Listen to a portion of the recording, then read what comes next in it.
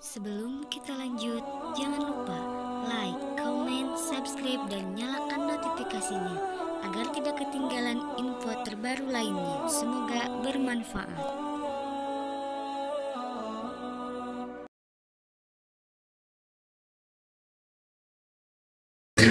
Jadi gini, ungkapan terakhir ini penuh dengan dogma, bukan perspektif lagi tapi doktrin dan dogma. Ketika Yesus yang anak Maria setelah naik ke langit, bla bla bla bla bla, dia tidak memiliki daging lagi, padahal Yesus sendiri mengatakan ketika ia datang kedua kalinya nanti dia datang sebagai anak manusia. Matius 24 yang tadi. Nah, ada satu pelajaran yang sangat berharga, mumpung di sini ada pendeta. Ketika Yesus ditanya oleh muridnya, "Guru, apa tanda kedatanganmu?" Ini sudah pasti Paulus belum masuk kelas. Paulus belum membentuk universitasnya. Nanti di Antioquia baru Paulus membuat universitas atau pengikut-pengikut. Nah, pada saat Yesus dengan muridnya ditanya nih, "Guru, apa tanda kedatanganmu?" Tanda kedatanganku adalah, di dalam Matius 24 itu dijelaskan, tanda kedatanganku seperti kilat yang memancar cahayanya dari timur sampai ke barat. Demikianlah nanti tanda kedatangan saya sebagai anak manusia. Apalagi tandanya? Yesus menerangkan, matahari menjadi gelap, bulan tak bercahaya, bintang-bintang kemudian berjatuhan, kuasa langit berguncang, akan nampak di atas, akan nampak tanda anak manusia nampak di langit. Manusia semua akan meratap dan semua manusia akan melihatnya. Itu tanda kedatangan Yesus. Kalau yang asli, sayangnya yang datang kepada Paulus itu tidak diikuti oleh tanda-tanda tersebut. Berarti yang datang itu yang tidak memiliki tanda tersebut, kata Yesus, jangan kau percaya. Jadi apabila ada orang berkata ada Mesias di sini, ada Mesias di sana, jangan kau percaya. Sebab Kristus palsu, nabi-nabi palsu akan datang melakukan banyak mujizat sekiranya mungkin menyesatkan banyak orang. Camkanlah, aku telah mengatakannya terlebih dahulu kepadamu. Jadi apabila ada orang yang berkata ada Mesias di padang gurun, ada Mesias dalam bilik, jangan kau percaya. Itu kata Yesus, jangan kau percaya. Sebab sama seperti kilat menyambar dari timur sampai ke barat cahayanya, demikianlah kelak nanti tanda kedatanganku sebagai anak manusia. Tuh. Berarti ketika murid-murid mendapatkan pengajaran dari Yesus di Bukit Zaitun, lalu tiba-tiba Yesus datang kepada mereka. "Hei murid-murid Yesus, ya paman, kami bertemu dengan guru kalian di Damsik loh, di padang gurun menuju Damsik loh." Nasihat Yesusnya kepada muridnya, percaya atau jangan percaya. Ternyata yang percaya menjadi Kristen, yang tidak percaya tetap menjadi Yudaism. Itu pembedanya Pak Pendeta. Nah, Paulus mengaku bertemu yang percaya, makanya Paulus mengatakan dalam Galatia 1 nomor 15, aku diutus kepada non-Yahudi. Celakanya itu di situ. Seibarat virus, Yesus mengatakan, waspadalah. Ketika ada yang mengaku bertemu dengan aku di padang gurun, mengaku bertemu aku dalam bilik, jangan percaya, dia membawa virus. Jangan percaya, dia membawa virus, dia akan menyesatkan banyak orang. Nah, Paulus membawa virusnya keluar dari Yahudi. Aku diutus kepada non-Yahudi, maka virusnya merebak sampai ke meja Kristen. Itulah yang terjadi. Nah, tetapi Paulus tidak masuk ke orang-orang Yahudi. Aku diutus kepada non-Yahudi. Maka ketika dia bertemu dengan Kristus, murid-murid mengatakan, apa tanda kedatanganmu? Ya seperti tadi, aku datang, matahari bla bla bla, bintang bla bla bla, dan seterusnya. Apabila ada yang mengaku bertemu dengan Kristus, jangan kau percaya, itu bukan aku. Yang percaya non Yahudi, Yahudi tidak percaya. Begitu Pak Pendeta. Silakan. Oke, jadi lagi-lagi saya selalu mengatakan perspektif ya. Karena abang membaca Alkitab berdasarkan perspektif. Begitu. Sehingga pengertian yang abang jelas itu keluar dari isi kitab itu sesungguhnya. Nah, Yesus berkata kedatangan dia seperti kilat. Itu pada hari kiamat, Bang. Bukan pada saat dia bertemu dengan Paulus. Yesus itu maha kuasa, dia Tuhan, dia bisa bertemu dengan siapa saja. Makanya ada orang-orang yang bertobat ketika dia mendapat mimpi atau dapat penglihatan. Tapi itu kesempatan pribadi bagi seseorang. Jadi saya juga tidak percaya Bang kalau ada orang bilang begini, oh di pasar sana atau di gunung sana ada Yesus. Saya nggak percaya ya. Tapi Yesus bisa menampakkan diri secara pribadi. Banyak orang-orang yang bertobat karena mereka berjumpa dengan Yesus secara pribadi. Itu baik dalam mimpi atau ketika dia sedang doa di tengah malam, kemudian dia mendapat penglihatan. Nah, Yesus bisa datang kapan saja dalam misi penyelamatan. Begitu. Tetapi nanti di kemudian hari, pada hari kiamat, dia datang seperti kilat. Gitu. Seperti itu Bang. Jadi Paulus tidak pernah. Dan kemudian murid-murid yang lain seperti Petrus itu ya khusus kalangan orang-orang Yahudi. Nah, Tuhan memilih Paulus untuk bangsa non-Yahudi. Jadi kalau abang bilang tadi Paulus itu membawa virus, waduh, tapi nggak apa-apa, itu perspektif, kita tidak persoalkan. Karena selalu saat orang membaca Alkitab menggunakan perspektif yang lain, tidak menggunakan perspektif Kristen, maka dia akan mendapatkan pengertian yang bertolak belakang dari pengertian kitab itu sesungguhnya, Bang. Itu. Tapi tidak ada masalah bagi saya, setiap orang bisa menyampaikan, kecuali ya kalau saya tidak berani membaca Al-Quran dan kemudian menggunakan perspektif saya, lalu saya ngomong sana sini tentang ayat ini begini, ayat ini begini. Lihat tadi, saya hanya tanya tentang kata Nabi, aku pun tidak tahu. Waktu abang jelaskan, kan saya tidak bantah. Kemudian tentang orang Kristen sama orang Yahudi menjadi tebusan untuk orang Islam, saya juga tidak bantah. Karena sepintar-pintarnya saya tentang Quran, abang pasti lebih pintar karena abang pemilik Quran. Itu sebabnya diskusinya seperti ini. Saya bertanya tentang keselamatan dan abang menjawabnya. Abang bertanya dan saya menjawabnya tanpa membuat sebuah tuduhan atau semacam apa gitu. Tapi lagi-lagi saya katakan gak ada masalah. Bagi saya bahwa orang-orang yang membaca Alkitab yang benar-benar mendapatkan pemahaman hanya ketika dia memiliki Roh Kudus. Roh Kudus memimpin, kemudian dia memahami secara benar. Tetapi memang kitab suci itu kan unik sekali, Bang. Kitab suci itu tidak semuanya bisa dimahami dengan akal. Gitu. Jadi kitab suci itu unik sekali. Ada kalimat ayat-ayat yang memang sulit untuk kita pahami dengan akal. Kalau bagi kita orang Kristen membaca Alkitab, berdoa minta hikmat dari Roh Kudus, sehingga saat kami membacanya kami dapat mengerti sesuai dengan isi makna daripada ayat itu sendiri. Kira-kira begitu. Oke, baik saudara saya yang saya hormati. Ada 12K ini Bang. Iya. Jadi ketika saudara saya, pendeta saya ini, oke, mungkin Pak Pendeta mau rehat, boleh kalau mau istirahat?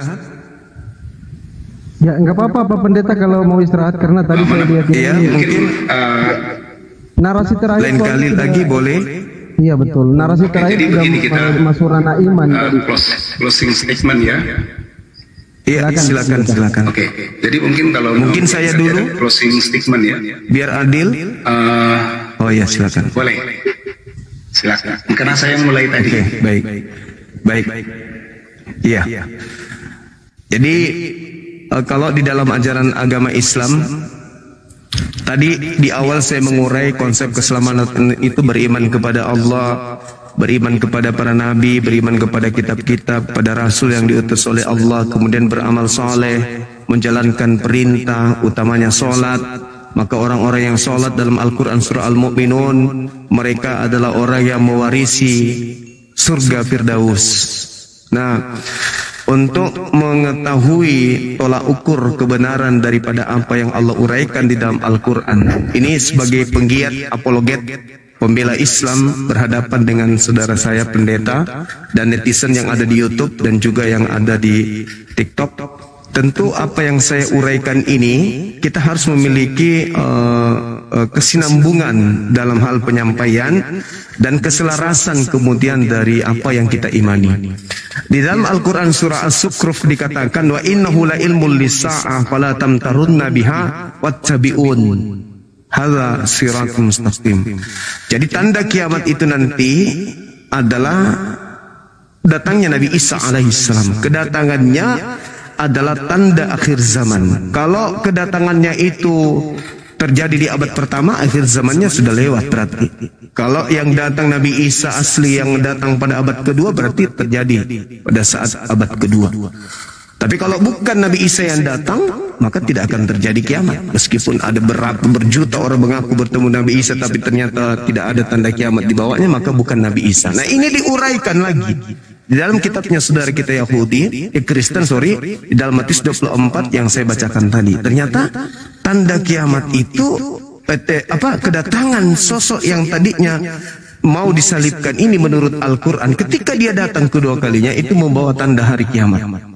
Jadi kalau ada seorang Islam yang mau murtad karena mimpi bertemu dengan Yesus atau mimpi ketemu dengan Nabi Isa dalam perspektif iman Islam, atau pada saat umroh dia melihat Yesus atau Nabi Isa, jangan percaya. Bentar bentar. Aku charger dulu sound card. Bentar ya, biar saya dengar baik. Silakan. Oke, lanjut. Nah, jangan percaya karena ternyata kedatangannya itu pasti adalah kiamat. Makanya umat Islam itu tidak pernah berdoa wahai Nabi Isa datang, karena kalau datang kiamat dunia. Karena kedatangannya adalah tanda kiamat itu. Ya, itu yang ada dalam ajaran agama Islam. Jadi ketika keselamatan itu di Islam itu jelas di dalam Al-Quran, banyak dalil yang mengatakan bahwasanya waliman khafa maqama rabbih jannatain. Barang siapa yang takut kepada Allah, takut bertakwa, artinya ketika dia takut maka mereka bertakwa. Ketika mereka bertakwa maka mereka mentaati perintah. Maka apa kata Allah? Mereka mendapatkan kemudian jannah berlipat ganda. Nah, itu konsep keselamatan yang bisa saya ucapkan, yang saya sampaikan kepada saudara saya pendeta. Dan juga dalam Al-Quran dikatakan innalladzina qalu rabbunallah tsumma istaqamu, dan di akhir ayat dikatakan doa absyiru bil jannah, maka beritakanlah kabar gembira itu kepada mereka dengan surga. Barang siapa yang berkata Tuhanku adalah Allah, lalu kemudian dia teguh pendirian sampai dia meninggal, maka beritakanlah kabar gembira ini kepadanya dengan surga. Itu kata Al-Quran. Saya kira begitu Pak Pendeta. Dari saya polanya sederhana. Islam itu bertindak sesuai dengan apa yang didengarkan, maka itu yang mereka praktekkan. Demikian, terima kasih. Silakan. Ya, oke, terima kasih. Jadi keselamatan menurut konsep Kristen, percaya kepada Yesus sebagai Tuhan dan Juru Selamat, dan kemudian manusia yang mendapatkan anugerah keselamatan itu harus menghasilkan buah, yaitu perubahan-perubahan hidup. Kemudian terus melakukan kebaikan sebagai respon. Jadi perbuatan baik bukan dasar orang diselamat, tapi perbuatan baik itu adalah respon dari keselamatan sebagai anugerah yang diberikan secara gratis kepada manusia. Nah, kemudian ada jaminan dalam Alkitab bahwa orang keselamatan kekal. Dalam Yohanes pasal 14 ayat yang ke-1, 2, 3, janganlah gelisah kepadamu, percayalah kepada Tuhan dan kepadaku. Di rumah Bapakku banyak tempat tinggal. Jika tidak demikian, aku mengatakannya kepadamu. Aku pergi ke sana untuk menyiapkan tempat bagimu, dan jika tempatku sudah selesai, sudah tersedia, maka aku akan kembali membawa kamu, supaya di tempat aku berada, kamu pun berada. Jadi jaminan kekal bagi keselamatan menurut konsep Kristen adalah percaya Yesus menghasilkan buah dalam ketaatan dan perbuatan-perbuatan yang baik sesuai dengan perintah Alkitab, dan kemudian jaminan surga yang kekal selama-lamanya menjadi bagian orang tersebut. Sebaliknya, walaupun dia percaya Yesus, tapi kalau dia tidak berbuah, tidak ada perubahan-perubahan, hidupnya terus dalam dosa, maka dia tidak bisa sampai ke rumah Bapa yang kekal. Kira-kira begitu, dan saya berterima kasih kepada Bang Fendi Ahmad yang sudah memfasilitasi saya bisa berdiskusi dengan Bang Juma. Malam ini saya senang sekali, Bang Juma segar betul ya, dia menyampaikan hal-hal yang baik yang sesuai dengan konsep Islam, dan begitu banyak paham tentang ayat-ayat Alkitab, luar biasa sekali ya, saya salut. Dan seperti itu yang beliau bisa saya sampaikan, dan saya kemudian menjelaskan seperti apa yang dapat saya sampaikan. Teman-teman semuanya terima kasih ya. Di atas ada 11.000 orang yang nonton, Terima kasih banyak, itu yang dapat kami sampaikan malam hari ini. Mohon maaf jika ada kata kalimat yang kurang berkenan, mohon dimaafkan. Doa dan harapan saya semua diberkati oleh Bang Juma dalam keluarga, pekerjaan, dalam usaha diberkati. Bang Fendi juga diberkati untuk masa depan luar biasa. Kawan-kawan baik yang ada dalam room maupun yang lewat saja, semuanya diberkati senantiasa. Terima kasih. Oke, terima kasih. Oke, Pak Pendeta, terima kasih. Kalau ada kata-kata saya yang kurang berkenan, mohon dimaafkan, Pak. Oke. Aman sekali. Oke, makasih Pak Pendeta, makasih banyak Pak Pendeta Rudi. Salam toleransi ya. Selamat malam, shalom. Izin saya turunkan ya, biar istirahat Pak Pendeta ya. Dulu. Oh ya, silakan. Sekali lagi, jangan lupa Bang Juma, kalau saya ada dinas ke Makassar, itu saya pasti cari Bang Juma. Siap, saya janji Pak Pendeta, kita jumpa. Oke, dan Kita kalau ngopi bareng, kita ngobrol. Ya. Ini kalau Bang Juma ya, kalau sekiranya Bang Juma berkunjung ke ibu kota Nusantara IKN, callinglah saya. Nanti saya jemput di bandara, saya antar keliling, lalu saya kembalikan ke bandara. Baik. Makasih banyak, Pak Pendeta. Makasih. Oke. Kasih. Subhanallah. Nomor saya ada sama Dinda Fandi, Pak Pendeta. Siap. Nanti minta ya, Bang Pandi. Siap Pak Pendeta, siap. Baik. Oke, terima Oke, kasih. makasih Pak Pendeta ya, shalom. Salam toleransi, selamat malam. Izin saya turunkan Ya, Pak Pendeta ya. Izin ya, makasih Pak Pendeta. Oke, nyinden dong Bang Zuma, nyinden dong. Nyinden. Kamu bikin aku kaget. Saya tadi mau tidur, saya baru pulang, tiba-tiba dapat WA, dapat telepon dari Pandi. Aku kaget, oh ya malam ini ada debat rupanya. Terpaksa kita lanjut bede, saya belum mandi. Kang Dito, assalamualaikum Kang Dito. Waalaikumsalam warahmatullahi wabarakatuh. Assalamualaikum. Waalaikumsalam warahmatullahi wabarakatuh. Waalaikumsalam warahmatullahi wabarakatuh. Jadi Mbak Gurunda Zuma, Bang Zuma, guru besar kita Dr. Zakir Naik itu di India itu hampir disembah gara-gara kayak gini, Bang Zuma. Makanya tadi saya larang Bang Zuma jangan ke India. Akunnya disembah Bang Zuma, disembah di sana. Allahu Akbar, Masya Allah, Subhanallah. Ya inilah teman-teman ya. Tadi yang Dinda Dio, Assalamualaikum warahmatullahi wabarakatuh. Tadi yang disampaikan oleh saudara kita ya, Pak Pendeta yang baik ini terkait dengan Yohanes yang dikatakan bahwasanya banyak tempat di rumah Bapakku, aku akan pergi dan akan membawamu ke sana. Itu janji Yesus kepada Bani Israel, bukan kepada saudara-saudara kita Kristen. Inilah celakanya kalau orang lagi ngajar di kelas, ya kan? Orang lagi ngajar di kelas, tiba-tiba ada orang jualan ikan lewat. Cakalamai tembang. Jadi sang guru lagi mengajarkan, anak-anakku sekalian, besok kita akan ke Jakarta, siapkan pakaian kalian. Didengar sama penjual ikan tadi. Tiba-tiba dia pulang bergegas, ambil tasnya, disimpannya pakaiannya, ikut ke bandara. Karena membaca dan mendengarkan ucapan Pak Guru tadi itu, padahal itu ucapan Pak Guru untuk mahasiswa, untuk siswa-siswa. Sibuk sendiri, repot sendiri tadi Bapak ini. Karena ucapan-ucapan Yesus kepada murid Yesus dianggapnya itu ucapan untuk mereka. Tapi nggak apa-apa, itulah iman ya. Makanya hati-hati, kata Yesus, waspada kepada penyesat. Nah, kita juga umat Islam harus waspada kepada ajaran yang datang dari luar yang kita tidak kenal. Karena Islam itu jelas proses berislam harus proses berpikir. Jangan cuma imani saja. Saya kira begitu. Mungkin ada yang ingin disampaikan oleh adik-adik kita ini. Silakan, waktu dan tempat, mari kita tidur. Cekarut di Indonesia. Silakan Kang Dito, Bang Dio, silakan. Iya, tadi banyak hal nih teman-teman. Teman-teman mungkin sepakat ya. Ini miku mati. Tapi bisa ngomong nggak sih? Bisa. Siap.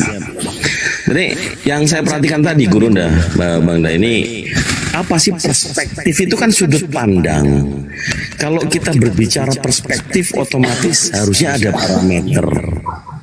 Nah, ini saya juga heran sama teman-teman juga yang di bawah ini lagi banyak NTP perspektif mengalahkan pendeta sudahlah ya. Jadi parameternya sebenarnya apa? Kita bisa jadi perspektif itu.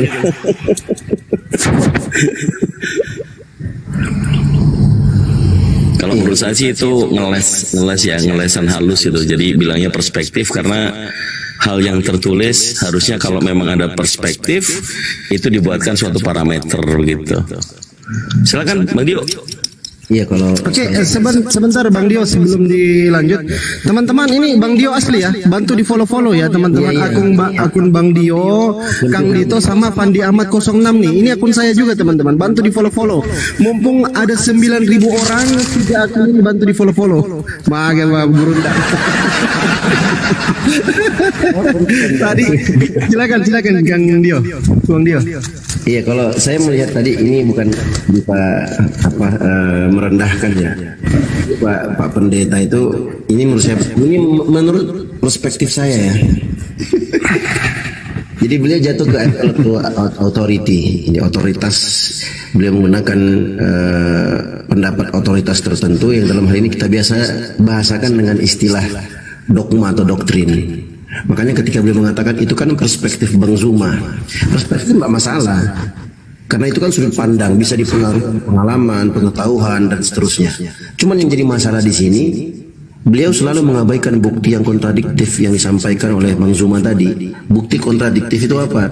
Bang Zuma menyampaikan data menurut perspektif beliau, menurut perspektif Bang Zuma dengan data-data yang disajikan tadi. Harusnya beliau bantah juga. Makanya saya menunggu ini. Pertanyaan Bang Zuma ini siapa orang-orang yang banyak yang menyesatkan itu? Itu kan tidak dijawab kan dah? Nggak dijawab. Malah terdiam lama dah. Ya, itu tidak dijawab sama terdiam.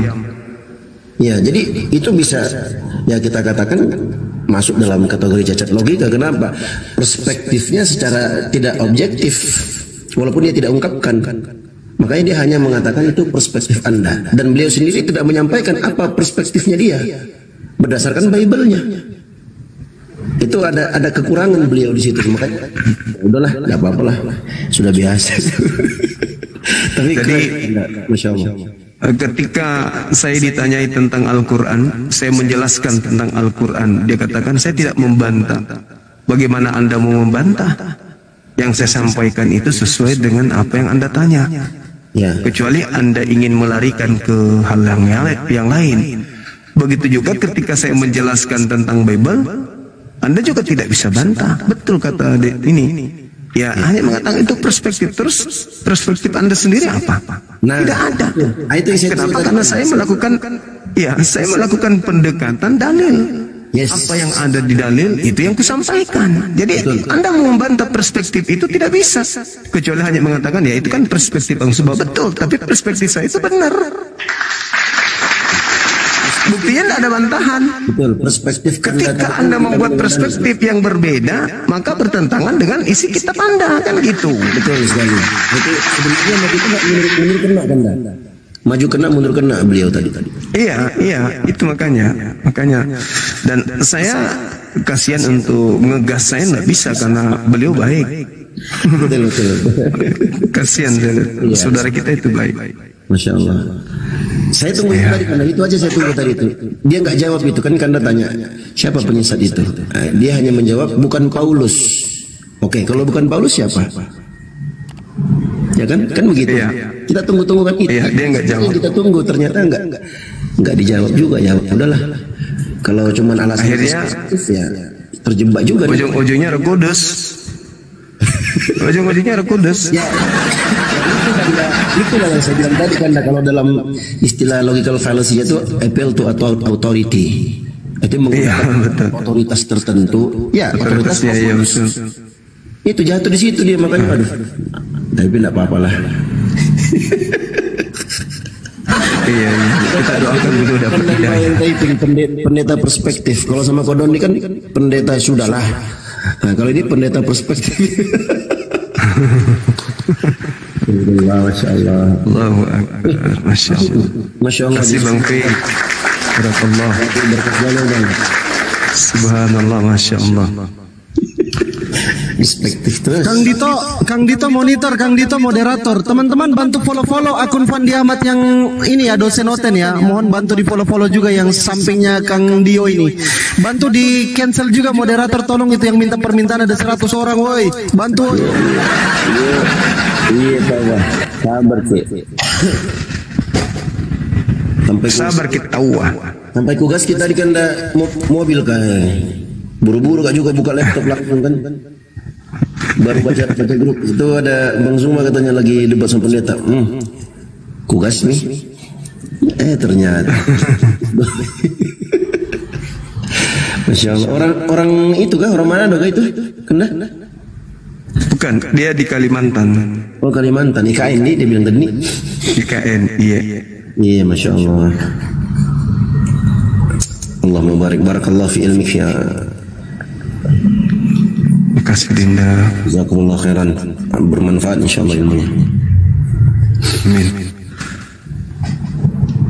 Oke, mungkin ada yang mau dilanjutkan, Dinda, lanjutkan dengan teman-teman Oten yang lain, silakan. Siap Kanda, siap. Saya minum dulu ya. Oke, siap 2 Kanda, jam siap. lebih. Kopi campur masak kan, bukan? Bang Andi udah jam, Mbak. Kopi campur masako. Silakan. Kalau ada yang keras-keras saya buka mic lagi. Siap Kanda, siap. Insyaallah. Set terus ke sana.